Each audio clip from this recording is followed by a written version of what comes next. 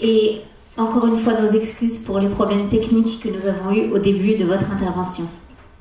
Notre dernier intervenant pour cette session est le professeur Claude Birman, normalien, agrégé de l'université, ancien professeur de chaire supérieure de philosophie en classe préparatoire littéraire à Paris, responsable de formation des professeurs de philosophie et chercheur à l'Institut national de recherche pédagogique, directeur de programme au Collège international de philosophie sur Bible et philosophie, maître de conférence à l'Institut d'études politiques de Paris en pensée politique et en pensée religieuse et professeur de pensée juive à l'Alliance israélite universelle. Professeur Birman, la parole est à vous. Moi, oui. Très bien. Super.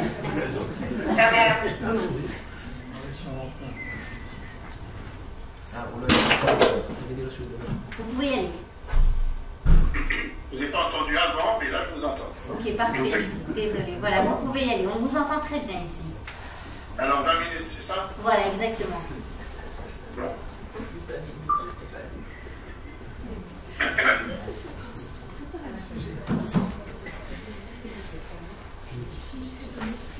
Bon, bien sûr, je vous remercie tous de m'avoir invité, et particulièrement, bien sûr, Anna, qui a pris contact avec moi, qui est de cette invitation. C'est normal que je vous vois, vous? Bon, ça va, très bien.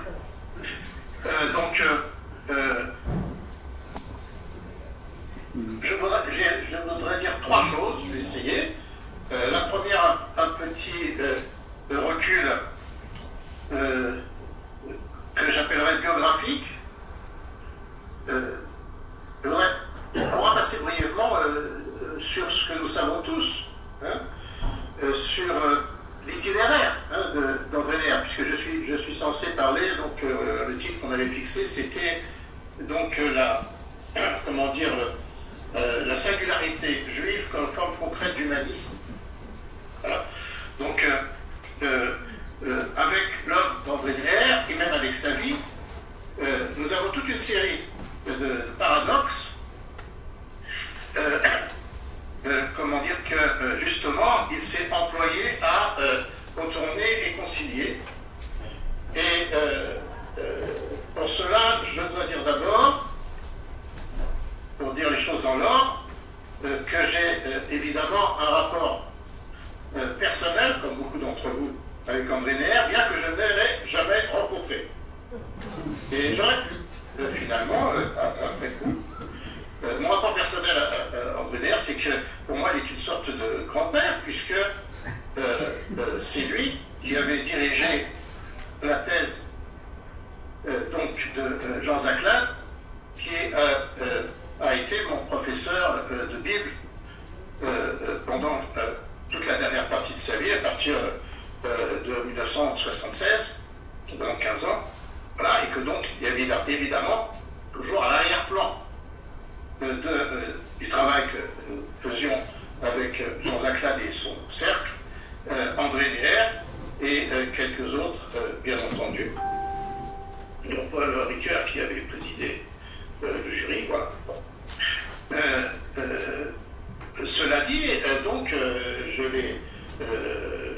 j'aurais pu le croiser, puisque, comment dire, il est mort en 88, voilà, et que moi-même, d'ailleurs, j'étais, bien que beaucoup plus jeune, à l'âge de 16 ans, je me trouvais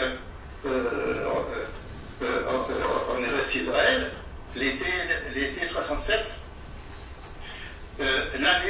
Sauf qu'il est arrivé en Israël en novembre, semble-t-il, voilà, mais moi aussi j'étais tout petit. Voilà, je découvrais tout cela. Comment dire, je ne suis pas, moi, alsacien. Alors, comme j'ai été aux EI, quand j'étais jeune, j'ai connu un peu toutes les sortes de juifs, voilà, donc je connais bien la mentalité, j'ai beaucoup d'amis juifs alsaciens. Moi-même, je ne suis pas originaire d'Alsace du tout, mais je suis originaire à la fois, comme beaucoup, de Pologne et d'Algérie. Voilà, et donc, bon, ma famille était liée de très près à celle de Manitou en Algérie. Et donc, j'ai découvert tout ça un petit peu tardivement, parce que j'ai fait des études de philosophie d'abord, Et qu'ensuite j'ai rencontré Jean Saclade qui m'a initié à la tradition juive un peu. Voilà. Et je me suis mis à lire un peu André Néer aussi. Au début j'étais très surpris justement parce que je n'avais pas l'habitude, comme les gens qui découvrent, de cet effort particulier, assez poétique, comme m'a dit tout à l'heure Ephraim Meir, mais en même temps réfléchi, d'associer le prophétisme biblique à la pensée philosophique d'une certaine manière. Et c'était quelque chose qui m'était tout à fait étranger, qui reste encore étranger à beaucoup de monde. Hein. Et quand on est étudiant en philosophie, comment dire, Occident, le mot prophète est déjà une sorte de terme irrationnel. Voilà. Néanmoins, comme par ailleurs, mes études avec Jean Saclade m'ont amené à découvrir, et quelques autres, progressivement, que le prophétisme biblique n'avait rien d'irrationnel, contrairement aux préjugés, et que peut-être bien au contraire, il était au fondement de la rationalité. Bien entendu, tout cela m'a permis de m'apercevoir petit à petit de la profondeur du travail d'André Néer, que je n'ai pas fini de faire. Parce qu'il se débat, alors c'est ce que j'ai essayé de dire, il se débat avec un langage traditionnel pour parler de questions du présent. Il essaye de tirer du langage traditionnel une approche des réalités présentes sans trahir ni l'un ni l'autre. Alors c'est cela qu'il faut arriver à dire. Donc c'est pourquoi il faut passer par rappeler, pour avoir en tête ses propres étapes. Hein. Vous voyez, le fait que sa famille, comment dire, ait choisi la France en 1918, qu'ils soient partis s'installer à Strasbourg, et tout content que l'Alsace redevienne française. Donc son amour de la France, et son amour qui va avec, qui n'est pas évident pour tout le monde non plus, de la langue et de la culture allemande, germanique, il était professeur d'allemand, hein. Et donc il était tout content, n'est-ce pas, il n'est pas le seul, hein. Vous voyez, il y a tout un nuage comme ça de gens qui combinaient avant-guerre l'amour de la France et l'amour de la culture allemande et de la culture française et donc de la culture européenne, jusqu'au moment de ces deux déceptions, comme on sait. La première, c'est qu'il a fallu d'une certaine manière qu'il prenne, comment dire, qu'il accepte, qu'il fasse avec la chute de Weimar et l'arrivée au pouvoir du nazisme et tout ce qui s'en est suivi, y compris sa propre fuite,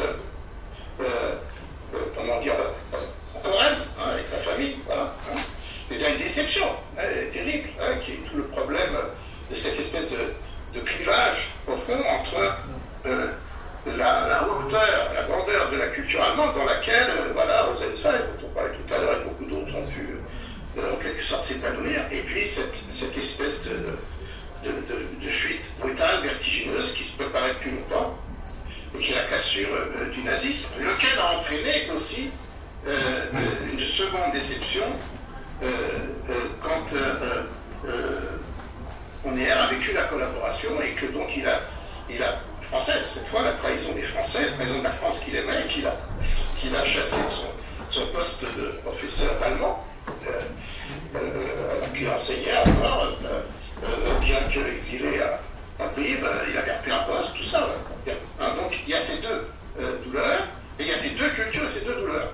Alors il faut y insister, n'est-ce pas, c'est que il faut faire face à ce qui peut complètement chambouler les gens, cette espèce de contradiction. Hein. Et cet attachement à la France, cet attachement à la culture allemande auquel finalement il n'a jamais renoncé, hein, voilà, nous tous. Hein. Et en même temps, cette profonde déception, cette profonde méfiance à l'égard donc de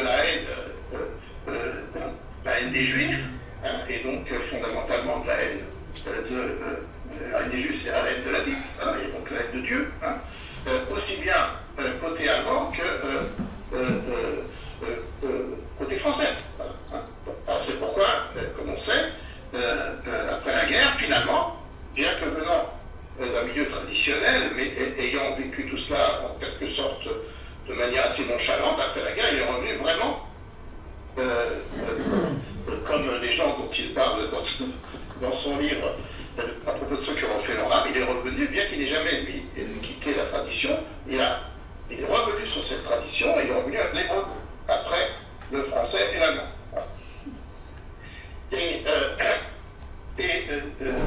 Comment dire, il s'est lancé, vous voyez, ça, comment je vais le dire en deux mots, parce qu'il est, ce sont des choses que nous ressentons tous de l'intérieur, mais il faut arriver à les démêler.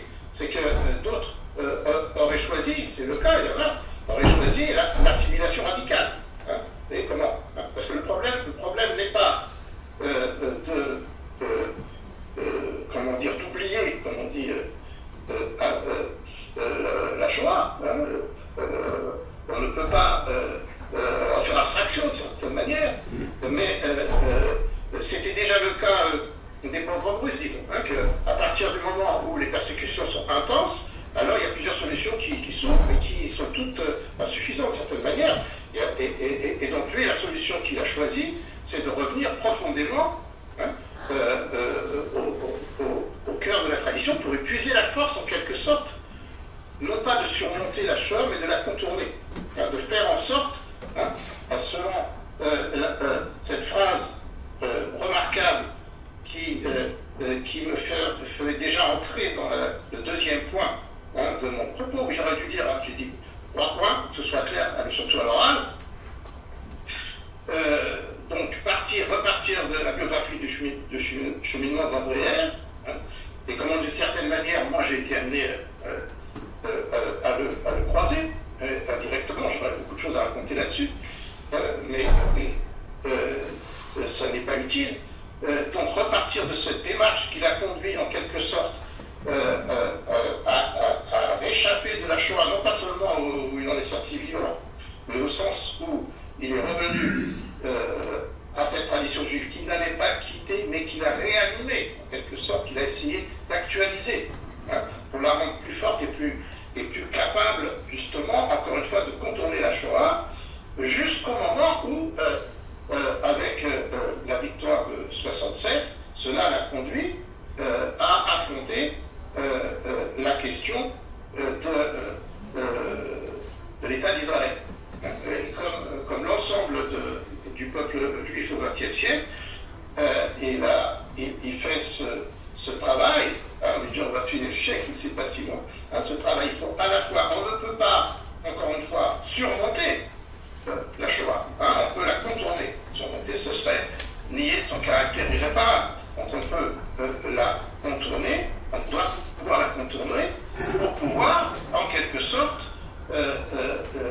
à partir de là, arriver, hein, à la fameuse formule Gamzé le Tov, hein, ce qui peut paraître complètement sacrilège si l'on parle de la Shoah. Je lui parlerai déjà pas que cette comparaison entre comment dire, la Shoah et l'État d'Israël en défoudrage, hein, parce que voilà, on ne peut pas réparer, hein, tous les gens qui disaient qu'on ne peut pas réparer, que les réparations allemandes, il ne fallait pas les accepter, ça, vous connaissez tout ça, c'est toute notre histoire, alors que justement c'est toute la question de la réparation, le tikkun, hein, le tikkun en quelque sorte ne banalise pas, n'amoindrit pas le malheur, mais il le répare au sens juif, c'est-à-dire qu'à partir de là, quelque chose d'autre, comme disait M. Fontana, une possibilité de sens demeure et qui doit être saisie. Voilà, donc, après, avec tout le hasard des rencontres. Voilà, sauf que moi, je ne l'ai pas rencontré, mais j'ai, comment dire, d'autres, je connais beaucoup de gens qui l'ont rencontré personnellement, c'est très important aussi, et les gens se croisent. Parce que les générations se succèdent, hein, il n'y a pas seulement la maladie et la mort qui empêchent, il y a aussi le fait que la vie est courte, et repris dans le temps, et qu'on se croise. Il y a une célèbre anecdote, et c'est peut-être pour dire que le Gaon était allé avait fait le voyage à Florence pour rencontrer Luzzatto, hein, mais qu'il est arrivé trop tard. Hein, voilà. Bon, hein. Donc, nous vivons de rencontres réussies, de rencontres manquées, mais selon ce que Jean Zachla appelait un cheminement, hein, le terme qui vient d'être repris dans son dernier livre par Shmuel Trigano, le chemin hein, de Jérusalem. Hein, parce que si nous avons une vocation, cette vocation est idéale, hein, c'est là, mais par contre, elle ne peut se réaliser que de manière aléatoire, dans la certitude du cheminement, et ça c'est le démout. Bien, alors, voilà la phrase. Donc assez sur ce premier point que j'ai déjà beaucoup débordé, on a déjà plus que 5 minutes. Ce que je voudrais dire, c'est que, rapport à cette phrase, hein, qu'on a citée dans son master il y a déjà longtemps, une phrase de René, qui écrit « Le prophète est l'homme qui arrive à relier les contraires, à réparer l'irréparable, et on est presque dans l'irrationnel, à réparer l'irréparable. Hein. Sauf que on est là dans une logique de la contradiction qui a sa rationalité. Le prophète est l'homme qui arrive à réparer l'irréparable, il est celui qui peut rendre l'absolu relatif. Rendre l'absolu relatif, c'est d'abord justement, en quelque sorte, ce que j'appelais contourner la Shoah. Hein, on peut avoir été, on dit que 80% des gens qui parlaient yiddish sont morts. Hein, donc c'est pas seulement la mort des hommes, comme je l'ai souvent dit, c'est la mort de la culture. Hein, c'est des porteurs de la culture. Hein, on commence avec les miettes. Hein, c'est pas la première fois dans l'histoire. Hein, voilà. Et rendre l'absolu relatif, hein, surtout le mal absolu, rendre relatif, c'est-à-dire ne pas tomber dans le fatalisme, hein, ce qui est la première, qui est comment dire, la force, le ressort de la prophétie hébraïque. Hein, et rendre l'absolu relatif et le relatif absolu. Le relatif absolu,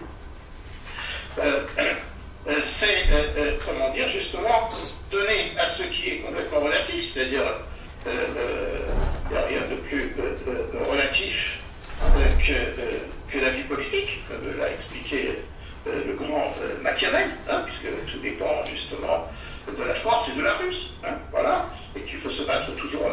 Il faut combattre le mal en permanence avec les moyens du mal. Hein, mais donc ça nous met sur un terrain qui n'est pas celui, justement, de l'absolu, qui n'est pas celui de l'idéal. Voilà, hein, qui est celui du caractère aléatoire du réel. Voilà. Donc, je reprends la phrase parce que j'ai la coupe tout le temps, ça ne va pas. Le prophète est l'homme qui arrive à relier les contraires, à réparer l'irréparable. Il est celui qui peut rendre l'absolu relatif et le relatif absolu, tout en gardant à l'esprit que lui n'est rien et que Dieu est tout. Alors, ça, c'est une jolie phrase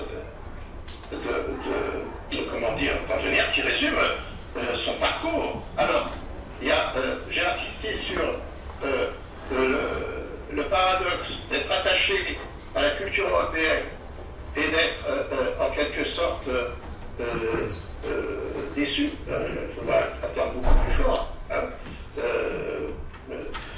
désespéré dans un sens par la Shoah et la collaboration d'un côté, hein, et de l'autre côté, le voilà à l'automne 67 installé en Israël, où là il va rencontrer le nouveau paradoxe, hein, comment assumer à la fois, selon alors, il y a tout un tas de développements là-dessus à l'infini, à la fois la conscience juive traditionnelle, même si elle est réanimée, ranimée, etc., d'un côté, et de l'autre, comment dire, la modernité politique que les circonstances, hein, comme disait Spinoza, hein, qui disait le jour où les circonstances le permettront, les Juifs rétabliront leur État. Hein, et donc les circonstances sont permis.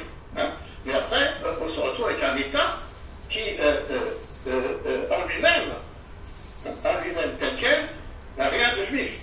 Hein, et qu'il va falloir en quelque sorte vulgariser à tout problème. Comment devenir un peuple politique, hein, ce dont les juifs, comme disent certains, ont été protégés pendant tout le temps, hein, puisque une grande partie de l'antisionisme, notamment chez les juifs, c'est le refus de la politique. Puisque la politique, c'est c'est-à-dire les mains. Hein, comme dit Laura Potte, le passage que je citais, Jean-Jacques Latte dans sa thèse, éblouissant, on n'a pas attendu ça. Hein, quand David dit, pour moi, mon Dieu, pour toi, mon Dieu, je mets les mains dans le sang. Donc ça, c'est la nécessité politique, parce que pour former une démocratie heureuse et pacifique, ce qui est donc l'idéal de la Bible hébraïque, hein, je reviens toujours, peut-être, voilà, il reste qu'une minute, le verset principal de la Bible, à mon sens, je l'ai élaboré, ça je l'ai trouvé peut-être, beaucoup l'ont dit, mais pas moi-même, c'est Exode 24:3, c'est-à-dire l'unanimité du peuple composé d'égaux solidaires et responsables qui prennent sur eux d'accepter des lois qui libèrent. Hein, c'est-à-dire, c'est la définition de la démocratie chez Jean-Jacques Rousseau, c'est moderne, hein, qui est là, beaucoup plus moderne que l'expérience démocratique des Grecs ou des Romains, comme dit Rousseau. Voilà, hein, c'est ça, fondamentalement, une démocratie complètement fondée justement sur la transcendance. Hein, voilà. Alors, ça, mais ça, j'anticipe. Je la fin de mon propos, j'anticipe, c'est que comment dire, le problème est de concilier l'inconciliable, hein, je suis vénère, c'est-à-dire concilier la conscience religieuse juive, comme on dit, tournée vers l'au-delà de l'être, et puis, comment dire, l'immédiateté politique qui bien souvent se ramène à la lutte à mort. Hein, bon, hein, qui est déjà de ça dans la lutte de Jacob avec l'ange. Hein, c'est-à-dire comment assumer la vie politique réelle sur Terre sans tomber dans la servitude, comment se débarrasser à la fois de la servitude et de la domination. Servitude, sortir de l'exil, domination, ne pas devenir soi-même dominateur. Voilà.